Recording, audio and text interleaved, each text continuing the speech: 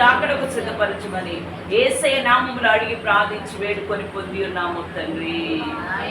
ఆమేన్. హల్లెలూయా. హల్లెలూయా. హల్లెలూయా. మంచిది. దేవుని పరిశుద్ధ వాక్య భాగాన్ని మనము నేర్చుకుందాం.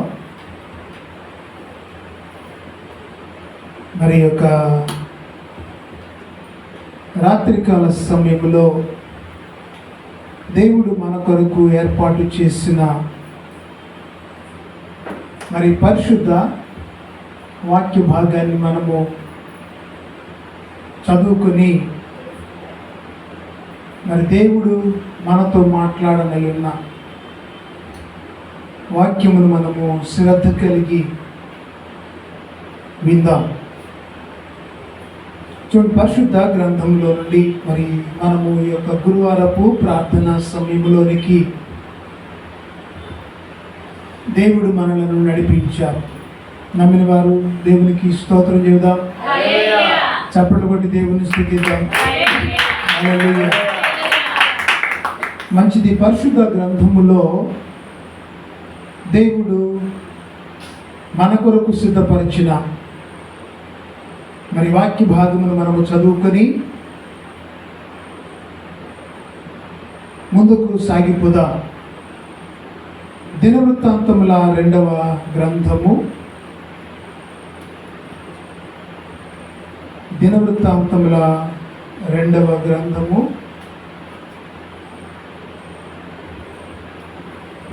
మీ పరిశుద్ధ గ్రంథాలు మీతో కలిగినట్లయితే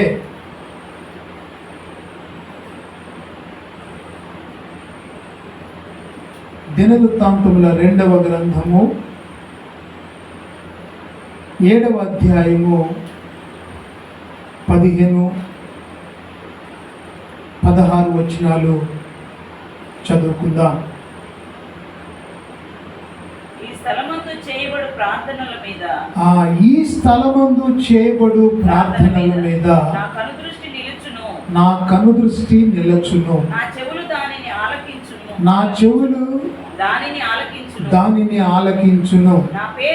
నా పేరు ఈ మందిరమునకు నిత్యము ఉండునట్లుగా నేను దాని కోరుకొని పరిశుద్ధపరచితిని. నా దృష్టియు నా మనస్సును నిత్యము దాని మీద ఉండును. దేవునికి స్తోత్రం.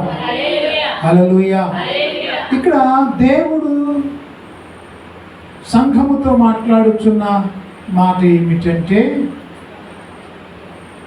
ఈ స్థలమందు చేయబడు ప్రార్థనల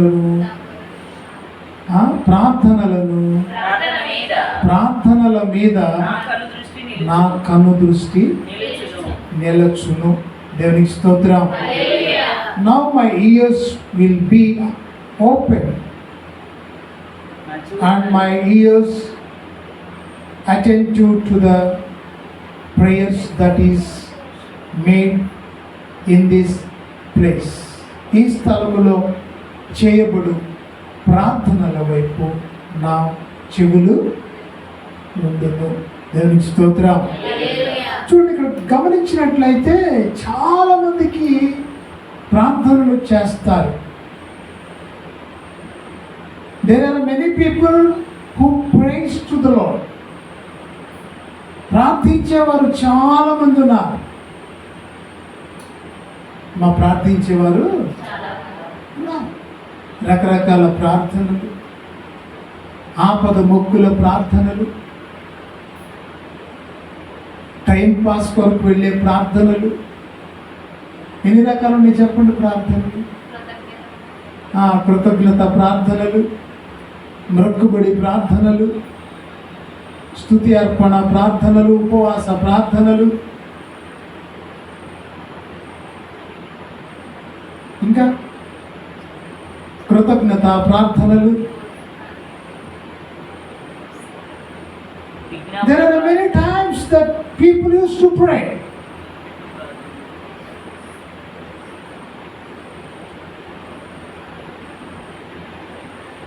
అండ్ ఎన్ని ప్రార్థనలు ఉన్నాయి? చాలా రకరకాల ప్రార్థనలు. కొంతమంది ఆపద వచ్చినప్పుడే ప్రార్థన చేస్తారు, సంతోషం వచ్చినప్పుడు చేయరు. దేవునికి స్తోత్రం, హల్లెలూయా. కానీ ఇక్కడ దేవుడు ఏం చెప్తున్నాడంటే, what ever it is the prayers that on my years, చేయబడే ప్రతి ప్రార్థన వైపు కూడా ఆయన చెవులు ఉంటాయి. దేవునికి స్తోత్రం. ఏ విధము చేతనైనప్పటికీ కూడా దేవుని నామము ఘనపరచబడాలి. హల్లెలూయా. కానీ దేవుడు ఎప్పుడు కోపగించే దేవుడు. మనుషులైతే ఈరోజు కోపగిస్తారు, ఎల్లుండి కోపగించారు. దేవునికి స్తోత్రం. కానీ దేవుడు ఎప్పుడు కూడా కోపగించే దేవుడు కాదు. చేసిన ప్రతి ప్రార్థన వ్యర్థము కాదు. దేవునికి స్తోత్రం. ఎంతో మంది ప్రార్థన చేశారు. ఇక్కడ ఒక విషయాన్ని కూడా మనం జ్ఞాపకం చేసుకోవాలి. యేసు ప్రభు ఈ లోకములో ఉన్నప్పుడు ఆయన అనేక గ్రామాలు పట్టణాలు సంచరించున్నప్పుడు యేసు ప్రభు వారి దగ్గరికి గొప్ప జనసమూహం ఏం చేసేవారంటే గుంపులు గుంపులుగా వచ్చేవారు. ఎట్లా వచ్చేవారంట? గుంపులు గుంపులుగా వచ్చేవారంట. ఆ వచ్చిన వారిలో కొందరు రొట్టెల కోసం వచ్చేవారంట, కొందరు వర్తమానం కోసం వచ్చేవాళ్ళంట, కొందరు ఏం చేసేవారంటే స్వస్థతల కోసం వచ్చేవారంట, కొందరు ఆ కాసేపు దేవుని మాటలు వింటే మనసు నెమ్మదిగా ఉంటుందని వచ్చేవాళ్ళు ఉన్నారంట. రకరకాల ప్రజలు ఆహారం కొరకు వచ్చేవారు, స్వస్థత కోసం వచ్చేవారు, రకరకాల అవసరతల కోసం వచ్చేవారు. అనేకులు యేసు ప్రభువారిని వెంబడించారు. అయినా యేసయ్య ఎవరి అవసరత వారికి తీర్చాడు. స్వస్థత కావలసిన వారికి స్వస్థతనిచ్చారు, ఆహారము కావలసిన వారికి ఆహారం పెట్టారు.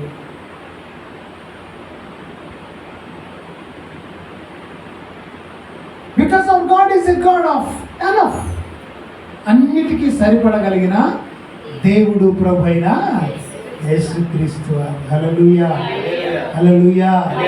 రకరకాల ప్రజలు ఉన్నారు. యేసయ్య మందిరానికి వెళ్ళే వాళ్ళు కూడా ప్రజలు చాలామంది రకరకాలుగా ఉన్నారు. పేరు ప్రఖ్యాతుల కోసం వెళ్ళేవారు, పేరుకు మాత్రం మేము కూడా ప్రార్థన అనిపించుకునే వాళ్ళు ఉన్నారు, మేము కూడా దైవ సన్నిధికి వెళుతున్నాం అనే వాళ్ళు ఉన్నారు. దేవుని సన్నిధికి వెళ్తే మా వ్యాపారం బాగుంటుందని వచ్చేవాడు ఉన్నారు, లేరా? ఉన్నారు. దేవునికి స్తోత్రం, హల్లెలూయా.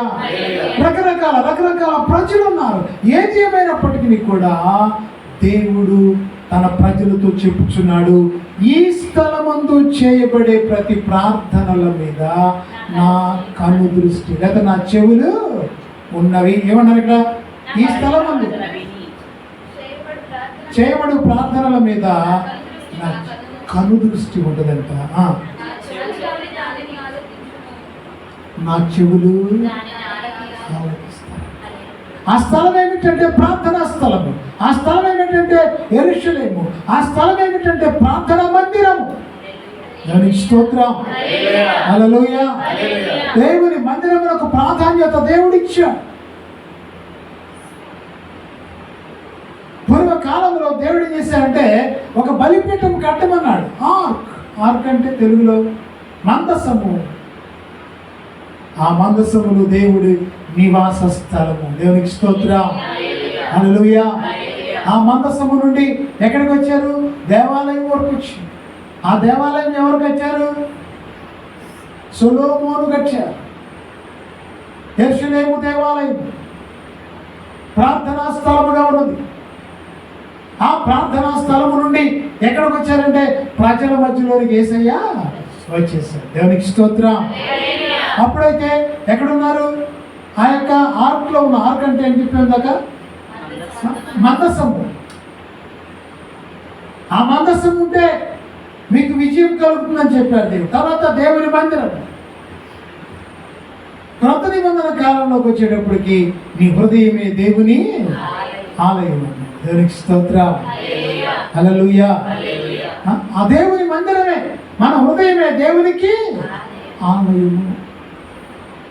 ఆ దేవుని ఆలయాన్ని మనం జ్ఞాపకం చేసుకోవాలి ప్రత్యేకముగా. ఎప్పుడైతే నీవు దేవుని మందిరమైన మన హృదయమును కుదుటపరచుకొని దేవుని సన్నిధిలో ప్రార్థన చేస్తామో, దేవుడు అన్నాడు, ఈ స్థలమందు చేయబడు ప్రార్థనల మీద నా కనులు, నా చెవులు అక్కడ వింటాయి. తర్వాత ఏం చేస్తా ఉన్నాడు? 16వ వచనంలో, నా పేరు ఈ మందిరమునకు నిత్యము ఉండునట్లుగా నేను దానిని కోరుకున్నాను. హల్లెలూయా. ఈ మందిరము, ఈ స్థలము, ఈ మందిరము, ఈ ప్రార్థనా స్థలము దేవుడు కోరుకున్నాడంట. ఇక్కడ చేసే ప్రతి ప్రార్థన దేవుడు ఆలకిస్తున్నాడు. ఎక్కడ 2-3 కూడి నా నామమున ప్రార్థన చేస్తారో వారి మధ్యలో నేను ఉంటానన్నాడు. God's presence will be there. ఎక్కడ చెప్పండి, ఎక్కడ 2-3. మరి ఒకరు కూర్చుంటే రాదా దేవుని సన్నిధి? ఆమేన్. హల్లెలూయా. ఒక్కడు చేరి ప్రార్థన చేశాడు, దేవుని సన్నిధి అక్కడికి దిగి వచ్చిందంటే ఎవరైనా? యాకోబు అరణ్యములో ఒంటరిగా ఉన్నాడు. యాకోబు ఎక్కడ ఉన్నాడండి? అరణ్యములో, చిమ్మ చీకటిలో, భయాందోళనతో, భయము చేత పారిపోతూ, దేవునికి స్తోత్రం, ఒంటరిగా ఉన్నాడు. లేచి ప్రార్థన చేశాడు, దేవా అని ప్రార్థన చేయగానే అక్కడికి ఏమొచ్చింది? ఆకాశము నుండి దేవదూతలు దిగి వచ్చారట. ఎవరు దిగి వచ్చారట? ఆకాశం నుండి దేవదూతలు దిగి వచ్చారట. ఆయన చేసిన ప్రార్థనను ఆలకించారు. ఒంటరి వాడే, దేవునికి స్తోత్రం. అండ్ ఒంటరి వాడా లేకపోతే ఇద్దరా? ఎంతమంది అండి? ఒంటరి వాడేనా? ఒంటరి వాడు.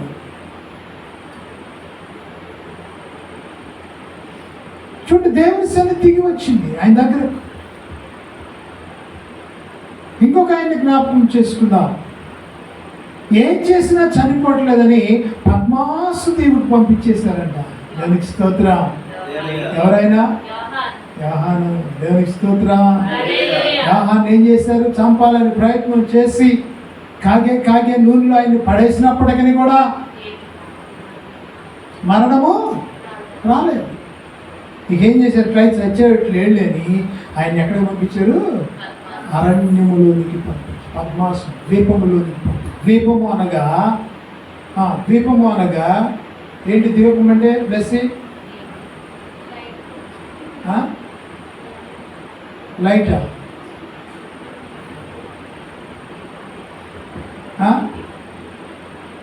ద్వీపం అంటే ఏంటి? ద్వీపము. చుట్టూ నీళ్ళుండి మధ్యలో భూభాగం ఉంటే దాన్ని ద్వీపము అంటారు. దానికి స్తోత్రం. చూడండి, అటువంటి ప్రదేశానికి పంపించేస్తా. అయ్యో నేను ఒంటరి వాడిని అనుకోలేదు, నాకెవరు తోడు లేరు కదా, నేనేం చేస్తాను అనుకోలేదు. కానీ ఆయన చేసింది ఒకటే, నమ్మాడు, విశ్వసించాడు. ఏం మాట? ఎక్కడ 2-3 కూడి నా నామమున ప్రార్థన చేస్తే అక్కడ ఉంటానన్నావు తండ్రి అని మోకరించేశాడు. దేవునికి స్తోత్రం. హల్లెలూయా. మనం కూడా మన దేవుని సన్నిధిలో మనం జ్ఞాపకం చేసుకోవాల్సింది ఒకటే, ఎక్కడ ఉన్న ఒంటరి వారిమైనా, 2మైనా, 3మైనా మనము ఏక మనస్సు కలిగి మోకరించి ప్రార్థన చేస్తే అన్నాడు, ఈ స్థలమందు. దేవునికి స్తోత్రం. wherever that you kneel down, నీవెక్కడ మోకరిస్తావో, నువ్వెప్పుడు దేవుని సన్నిధిలో కనబడతావో, ఎప్పుడు మోకరించి ప్రభువా అని పిలుస్తావో, అక్కడకు దేవుని సన్నిధి దిగి వస్తుంది. హల్లెలూయా.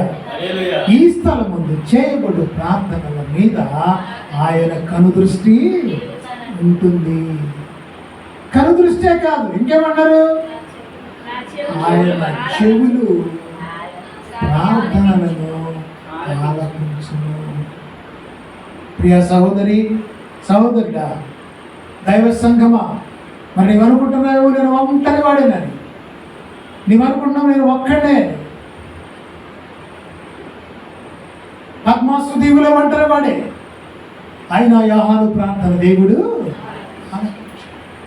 ఆలకించడమే కాదు, ఏ రాశారు? ప్రత్యక్షపు పుస్తకాన్ని, ప్రకటన గ్రంథాన్ని రాయటానికి దేవుడి ద్వారము తెరిచాడు. దేవునికి స్తోత్రం. హల్లెలూయా. ఏ గ్రంథం అంట? ప్రకటన గ్రంథం. సంఘానికి ఎంతగానో దేవుని రాకడ గురించి చెప్పే సంఘము వర్తమానము సంఘానికి అందించాడు దేవుడు. దేవునికి స్తోత్రం. హల్లెలూయా. ఎంత పరిశుద్ధ వాక్యములు జ్ఞాపకం చేసుకుందాం. ఇక్కడైతే అంటున్నాడు, ఈ స్థలమందు చేయబడు ప్రార్థనలు నా కనుదృష్టి నా చెవులు దానిని ఆలకించును. దేవునికి స్తోత్రం. హల్లెలూయా. ఆలకించే దేవుడు. తర్వాత 16 వచనంలో ఏమన్నాడు? For now I have chosen. చదవండి. అదుగోండి, నా పేరు ఈ మందిరమునకు ఉండునట్లుగా, నిత్యము ఉండునట్లుగా నేను దాన్ని కోరుకొని నా పరిశుద్ధ పరిచితిని. కోరుకొని పరిశుద్ధపరచడంట స్థలము. దేవునికి స్తోత్రం. మా పరిశుద్ధ స్థలాన్ని మనం పరిశుద్ధ స్థలముగా జ్ఞాపకం చేసుకోవాలి. మనం నిజంగా జ్ఞాపకం చేసుకోవాలి. దేవుడు ఒక ప్రత్యేకమైన స్థలంలో ఆయన సన్నిధి అక్కడ ఉంటుంది. ఆమేన్. హల్లెలూయా. ఆ ప్రార్థన సన్నిధిని మనం జ్ఞాపకం చేసుకోవాలి. మన ఇల్లు ప్రార్థన గృహముగా ఉండాలి. రక్షణను గూర్చిన సునాదములు మన గృహములో వినబడాలి. ఒక్కరో ప్రార్థన చేస్తే ఏముందండి? ఆ ప్రార్థన ఎవరంటాడు? దేవుడు వింటారు. విని ఆయన ప్రతిఫలము ఇస్తారు. ఉదాహరణకి ఏం చెప్పుకున్నాం? 2 ప్రార్థనలు జ్ఞాపకం చేసుకున్నాం. నెంబర్ 1, అరణ్యములో యాకోబు ప్రార్థన, పద్మాసు దీవిలో యోహాను ప్రార్థన. ఒంటరి వారే. But there are many things God has been revealed to them. దేవుడి వారికి అనేక విషయాలు బయలుపరిచారు. అంతేకాకుండా ఈ 16వ వచనంలో అంటాడు, ఈ స్థలమునందు చేయబడు 16వ వచనం, నా పేరు ఈ మందిరమునకు నిత్యము ఉండునట్లుగా నేను దాన్ని కోరుకొని పరిశుద్ధపరచితిని. దేవునికి స్తోత్రం. నా దృష్టి నా మనస్సును నిత్యము దాని మీద ఉంటుందంట. హల్లెలూయా. దేవుని మందిరం యొక్క ప్రాధాన్యత తెలియపరుస్తుంది. ప్రియమైన దేవుని సంఘమా, నీవు ప్రార్థన చేయటానికి దేవుని మందిరంలోకి వెళ్ళినప్పుడు ఆయన నీ ప్రార్థన వినడానికి సిద్ధముగా ఉన్నాడు. దేవునికి స్తోత్రం. ఈ స్థలం ముందు చేయబడు ప్రార్థనలు దేవుడు ఆలకిస్తాడు. ఆయన కనుదృష్టి ఎవరి మీద ఉంటుందంట? ఆ ప్రార్థనల మీద ఉంటుంది. దేవునికి స్తోత్రం. ప్రియమైన దేవుని సంగమా, మరి యొక్క రాత్రికాల సమయంలో మనం ఒకటి జ్ఞాపకం చూసుకోవాలి. దేవుడు చెప్పుచున్నాడు, నీవు మోకరించి చేసే ప్రతి ప్రార్థనా స్థలము దేవుడు దర్శిస్తాడు. ఆయన కనుదృష్టి వారి మీద ఉంటుంది. ఆయన సన్నిధి అక్కడకు దిగి వస్తుంది. దేవునికి స్తోత్రం. అప్పుడు యారు ఎప్పుడైతే ఒంటరిగా ఉండి ప్రార్థన చేశాడు, ఆయన పరవశుడైపోయాడు. దేవునికి స్తోత్రం. పరలోక దర్శనాన్ని చూచాడు.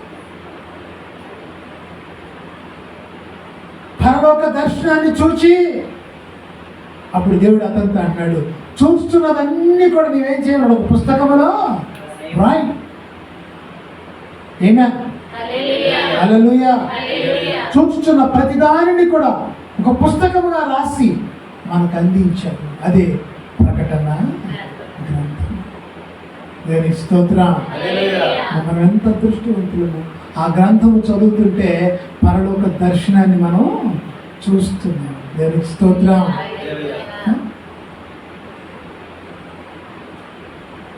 నీ నా జీవితము కూడా తరువాత తరము వారికి ఒక మాదిరిగా ఉండాలి.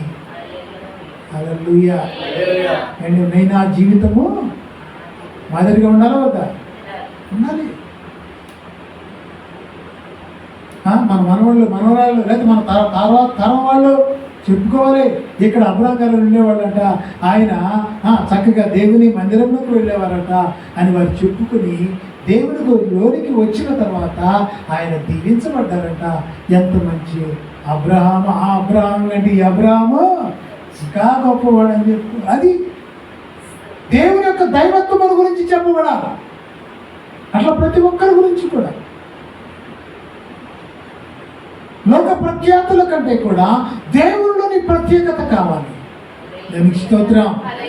అండ్ ఎక్కడ కావాలి? దేవునిలో. How we have been faithful to the word of God. దేవుని యొక్క వాక్యమునకు, దేవుని సన్నిధికి ఎంతగా మనం నమ్మకంలో ఉన్నామో మన తరములు చెప్పుకోవాలంట. దేవునికి స్తోత్రం. హల్లెలూయా.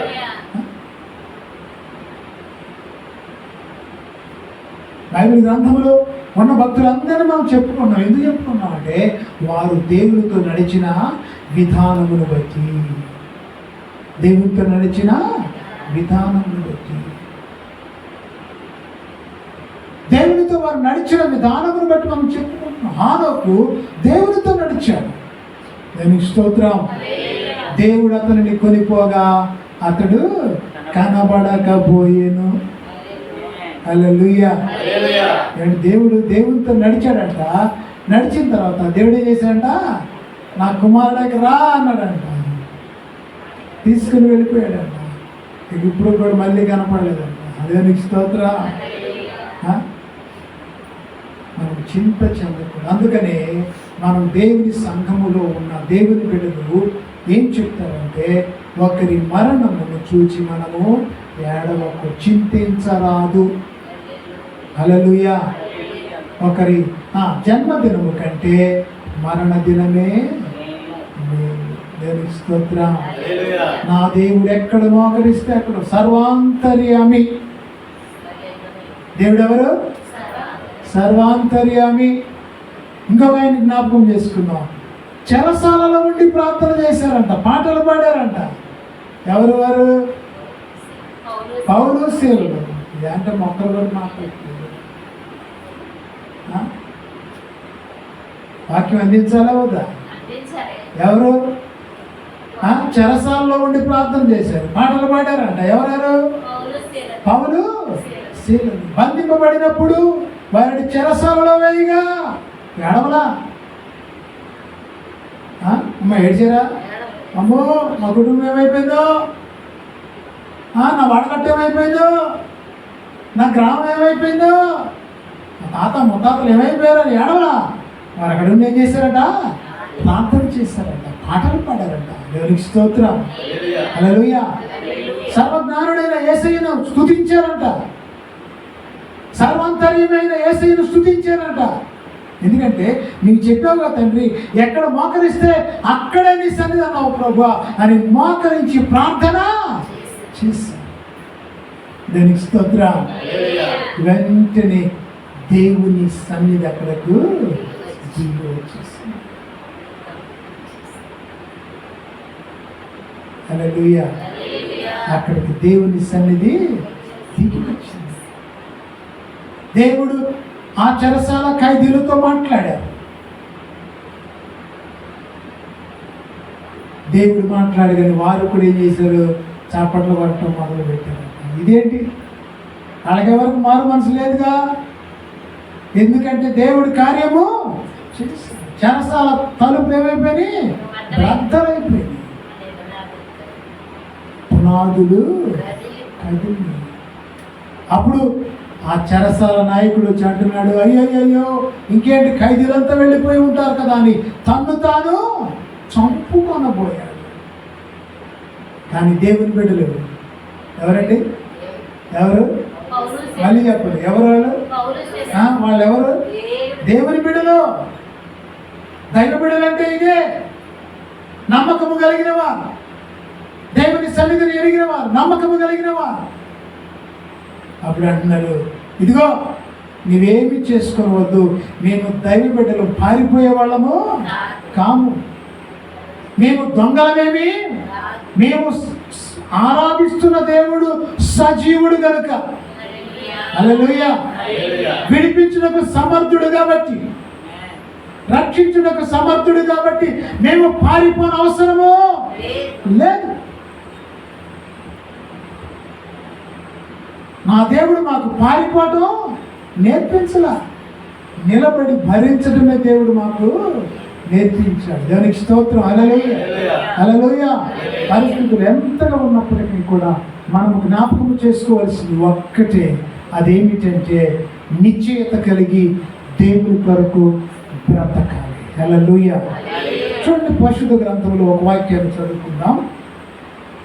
పేతురు పత్రిక, మొదటి పేతురు పత్రిక 3వ అధ్యాయం 12వ వచనం చదవండి. త్వరగా కొన్ని వచనాలు చదవండి.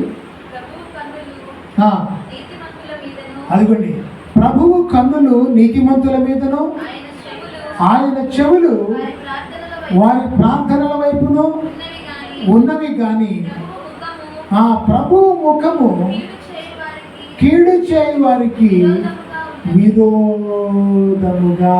దేవునికి స్తోత్రం. ఇక్కడే ఏం చేయబడతాయి? మన ప్రార్థనలు ఫిల్టర్ చేయబడతాయి. ఏమన్నా ఫిల్టర్ చేస్తారా? చెప్పు, ఏంటి ఫిల్టర్ చేస్తారా? మీరు ఉదయాన్నే టీ పెడతారా? చెప్పండి అమ్మా.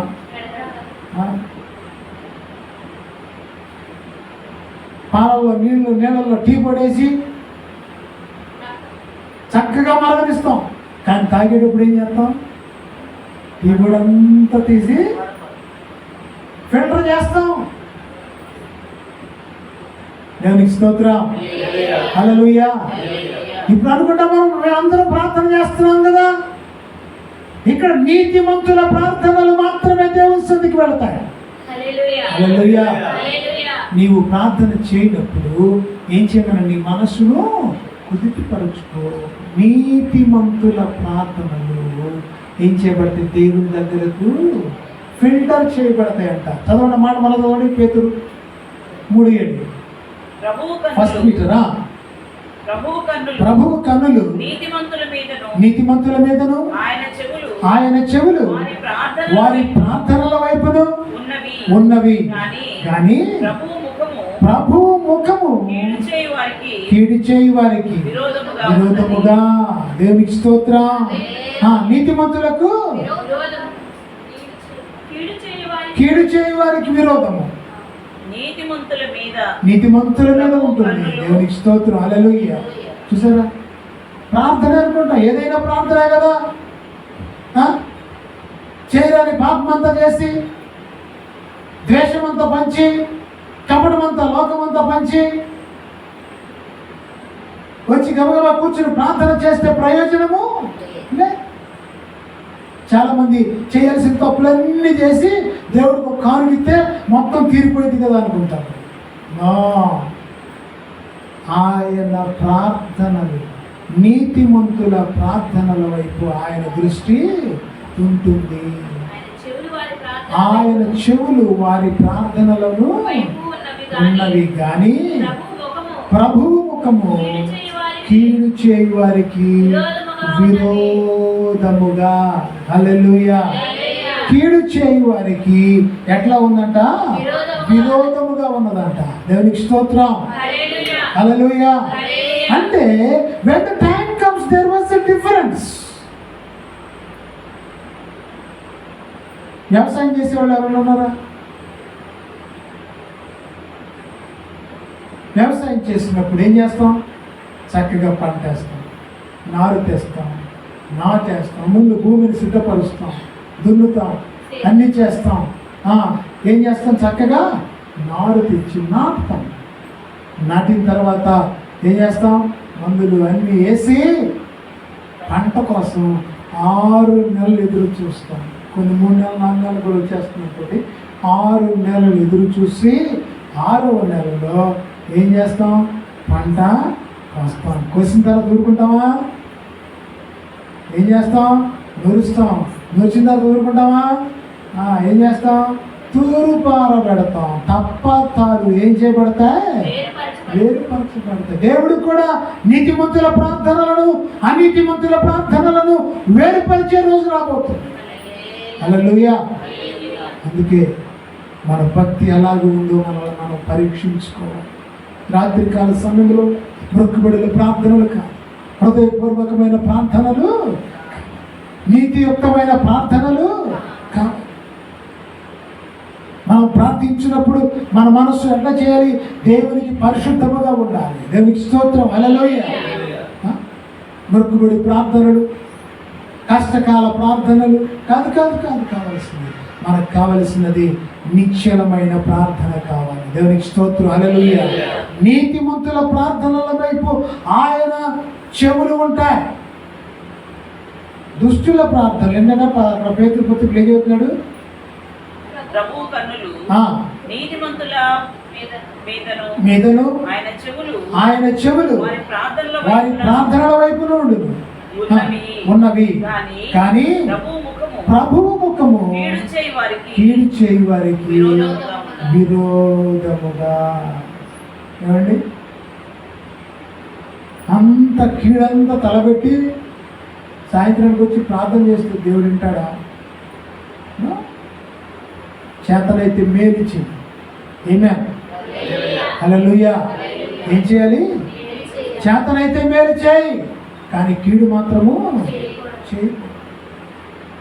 చేతనైతే మంచి సలహా ఇవ్వు. The advices that you give to the people is to be a good. మంచి సలహాలు ఇవ్వగలగాలి. దేవునికి స్తోత్రం.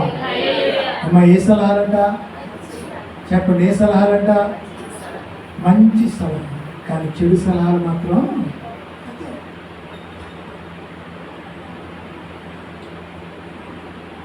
నీ సలహాలను దేవుడు చూస్తున్నాడు. నీ సహోదరునికి ఏ సలహా ఇస్తున్నావు? నీ ఇరుగు పొరుగు వారికి ఎటువంటి సలహాలు ఇస్తున్నావు? మంచి తలబెడుతున్నావో కీడు తలబెడుతున్నావో? ప్రియుడా, గుర్తుపెట్టుకో, దేవుడు చూస్తున్నాడు. అండ్ ఎవరు చూస్తున్నారు? దేవుడు చూస్తున్నాడు. విడిచిపెట్టే దేవుడు కాదు. అందుకే ఇక్కడ అంటున్నాడు, నా పేరు పెట్టబడిన నా జనుడు. పై వచ్చిన చదవండి. నా పేరు 14వ వచనం. నా పేరు పెట్టబడిన నా జనుడు తమ్మును తాము తగ్గించుకొని ప్రార్థన చేసి నన్ను వెతకి తమ చెడు మార్గములను విడిచినట్లయితే ఆకాశము నుండి నేను వారి ప్రార్థనలు విని వారి పాపములను క్షమించి వారి దేశాన్ని స్వస్థపరుస్తాడట. హల్లెలూయా. చప్పటి దేవుని స్తుతిద్దాం. హల్లెలూయా. వారి దేశమును స్వస్థపరుస్తాడట.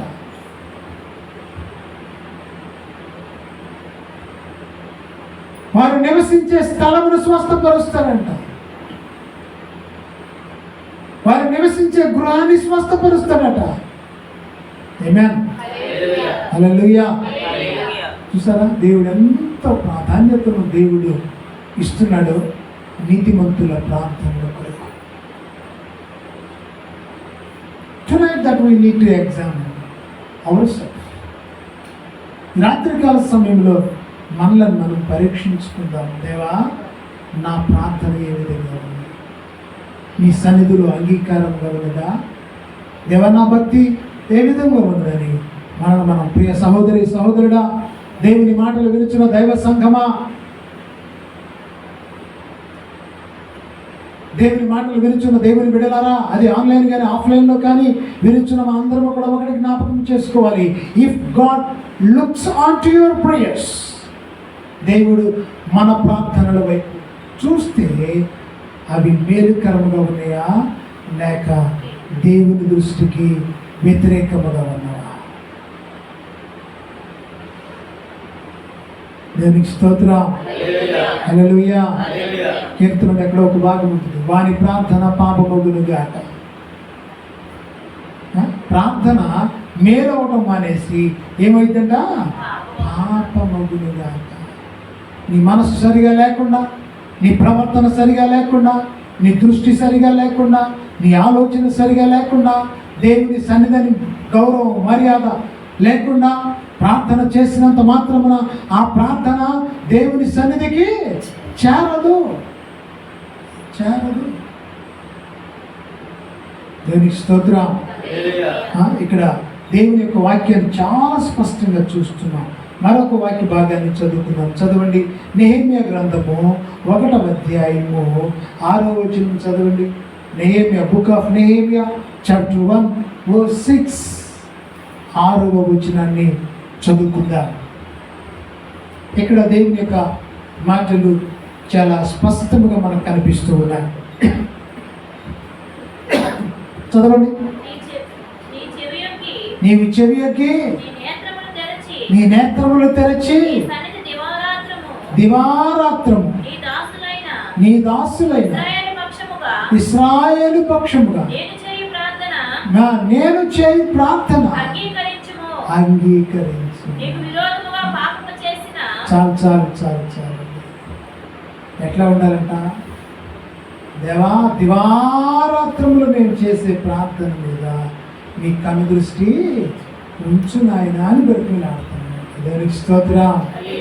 చూసారా, ప్రార్థన చేయటమే కాదు, ఆ ప్రార్థన దేవునికి అంగీకారంగా ఉండాలి. దేవునికి స్తోత్రం. అండ్ ప్రార్థన ఎలా ఉండాలి? అంగీకారంగా. రకరకాల ప్రార్థనలు మేము చెప్తున్నాం కదా, రకరకాల ప్రార్థన. ఆమేన్, హల్లెలూయా. రకరకాల ప్రార్థనలు చేస్తూ ఉంటారు. మన ప్రార్థన ఎలా ఉండాలి? దేవునికి అంగీకార ప్రార్థన, దేవుడు అనుమతించే ప్రార్థన, దేవుడు మెచ్చే భక్తి, మెచ్చే ప్రార్థన మనం చేయాలి. ఆ ప్రార్థన ఎలాంటిదంటే హృదయపూర్వకమైన ప్రార్థించు వారి ప్రార్థనలు మీద యెహోవా కనుదృష్టి ఉంటుంది. ప్రియమైన దేవుని సంఘం,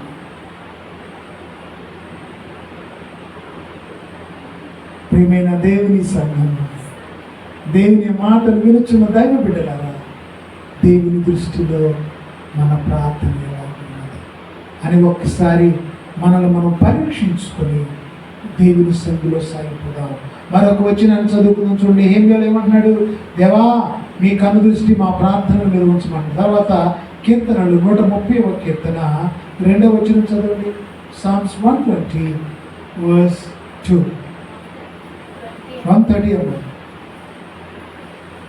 కీర్తనలు 130వ కీర్తన 2వ వచనం. నా ప్రార్థన ఆలకింపు, నీ చెవియొగ్గి నా ఆర్తధ్వని వినుము. దేవునికి స్తోత్రం. ఏం చేయాలంటే దేవుడు చెవియొగ్గి నా ఆర్తధ్వని. దేవా, నా ప్రార్థన ఆలకించు నాయన,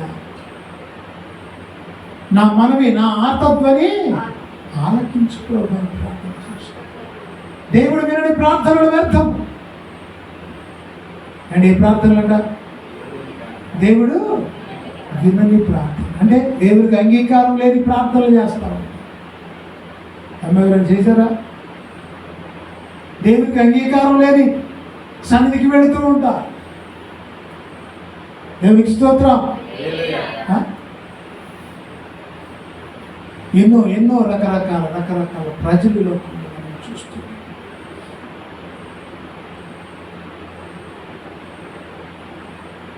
మరి మన ప్రార్థన ఎలాగ ఉంది? దేవుడు అంగీకారమైన ప్రార్థనలు చేయగలుగుతున్నావా? మొట్టమొదటిది, ఈ స్థలం మందు చేయబడి ప్రార్థనలు దేవుడు ఆలకిస్తాడు.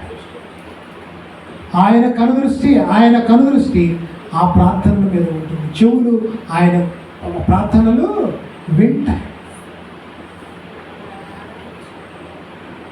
రెండవది, పేతురు పత్రికలు మనం చదువు. ఆ ప్రార్థనలకు ఉదాహరణగా ప్రార్థనలు ఎలాంటి ప్రార్థనలు అంటే, ఎక్కడ 2-3 కూడి ఉంటారో దేవుడు వారి మధ్యలో ఉంటారు. నెంబర్ 1 యాకోబు ప్రార్థన, నెంబర్ 2 యోహాను ప్రార్థన. వారిరువురు ప్రార్థన చేస్తారు. ఒంటరిగా 10 మంది ఒంటరిగా ప్రార్థన చేస్తారు. తదుపరి బంధకాలలో ఉండి ప్రార్థన చేస్తారు. ఎవరు? పౌలు. చెరసాలలో ఉండి ప్రార్థన చేస్తారు. దేవుడు వారి ప్రార్థనను ఆలకించారు. యోహాను పద్మాసు దీవులో ఒంటరి అయిన యోహాను ప్రార్థన విన్నాడు. యాకోబు ప్రార్థన విన్నాడు దేవుడు. ఎందుకంటే వారు హృదయపూర్వకమైన కపటము లేని మనసుతో ప్రార్థన చేశారు కాబట్టి. యోహాను ప్రార్థన అయితే ఏం చేశారు? పరలోక దర్శనము చూపించిన ప్రార్థన. దేవునికి స్తోత్రం. పరవశుడైపోయాడు. ఎక్కడికి వెళ్ళాడు? పరలోకంలోకి వెళ్ళిపోయాడు. పరలోకం అంతా చూసి వచ్చాడు. ఇదిగో పరలోక పట్టణం ఎలాగ ఉంటుంది, బంగారు వీధులు, మన గృహాలు ఎలా ఉన్నాయి అని దేవుడు కట్టిన గృహాల గురించి, పరలోక పట్టణముల గురించి ప్రత్యక్ష సాక్షిగా ఒక పుస్తకము రాశాడు. ఎందుకంటే యోహాను సువార్తలో మనం చదివాము. 20 అధ్యాయంలో మనం చూస్తున్నాం. అక్కడ ఇదిగో నేను వెళ్ళి మీ కొరకు స్థలము సిద్ధపరుస్తున్నాను, మరలా వచ్చి నేను మిమ్మలను తీసుకుని వెళ్ళే పట్టణం ఎట్లా ఉంటుందో, దేవుని నివాస పురం ఎట్లా ఉంటుందో, ఇవన్నీ కూడా ఎవరు? పద్మాసు దీవులు యోహాను పరవశుడైపోయి పరలోక పట్టణం యొక్క సౌందర్యం దృశ్యమును పుస్తక రూపంలో రాసి మనకు అందించాడు. దేవునికి స్తోత్రం. హల్లెలూయా. ఏక మనసుతో చేసిన ప్రార్థన ద్వారా దేవుని కార్యాలు మనము చూస్తాం. తదుపరి పేతురు పత్రికలు మనం చదువుకున్నాం. ప్రభువు కన్నులు నీతిమంతుల మీదను, ఆయన చెవులు వారి ప్రార్థనలు. దేవునికి స్తోత్రం. హల్లెలూయా. తర్వాత నెహెమీయాలో మనం చదువుకున్నాం. ఏమంటున్నాడు? దేవా మా మొరల ఏదన్నాడు అక్కడ ఒక ప్రాణం ఉపయోగించాడు. మా చెవి యొక్కి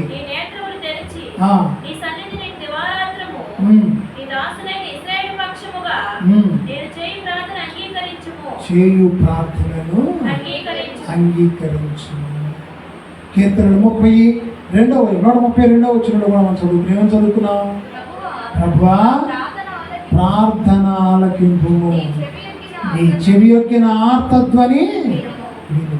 చూడండి, వీటన్నిటి వెనకాల ఉన్న గూఢమైన మార్గం ఏమిటంటే, శుద్ధ హృదయముతో ప్రార్థన చేస్తే దేవుడు తప్పక ఆ ప్రార్థనను ఆలకించే దేవుడు, కార్యములు జరిగించే దేవుడు, ప్రార్థించిన ప్రార్థనలకు ప్రతిఫలము చేసే దేవుడు, నమ్మదగిన దేవుడు, ప్రార్థన ఆలకించువాడు మన ప్రభు అయిన యేసుక్రీస్తు.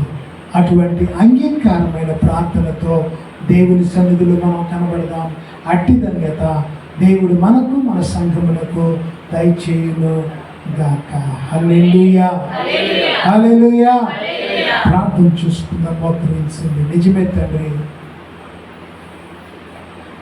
ఈ రాత్రికాల సమయంలో మీరు సంఘముతో మాట్లాడినందుకు మీకు స్తోత్రాలు. దేవా, నాతో మాట్లాడినందుకు మీకు స్తోత్రాలు. ప్రార్థన చేసుకున్నాను. Yes, thank you Jesus. ప్రార్థించిన మా యేసయ్య, ప్రార్థన నేర్పిన మా యేసయ్య, ఎటువంటి ప్రార్థన అంగీకారమో, దేవుడు ఆలకించే ప్రార్థన ఏమిటో, ఒంటరి ప్రార్థనైనా, ఎడారిలో ప్రార్థనైనా, ఎక్కడ 2-3 కూడి ప్రభా శుద్ధ హృదయముతో ప్రార్థన చేస్తారో వారి ప్రార్థన వైపు నా కనులు ఉంటాయి, వారి ప్రార్థన ఎడలు నా యొక్క చెవులు ఉంటాయని వాగ్దానం చేస్తారు. మంచి మనసుతో శుద్ధ హృదయముతో ప్రార్థించి మనసు నాకు దయచేయండి. Thank you Jesus. Hallelujah. Thank you lord. Thank you father. Lord, we glorify thy name, Father. Lord, we do and we give glorify to the name of Jesus. శుద్ధ హృదయముతో ప్రార్థించే మనసు సంఘమును బలపరిచినందుకు మీకు స్తోత్రాలు. సంఘమును స్థిరపరిచినందుకు మీకు స్తోత్రాలు. ఆయన మీ సన్నిధి మాత్రం ఉంచండి.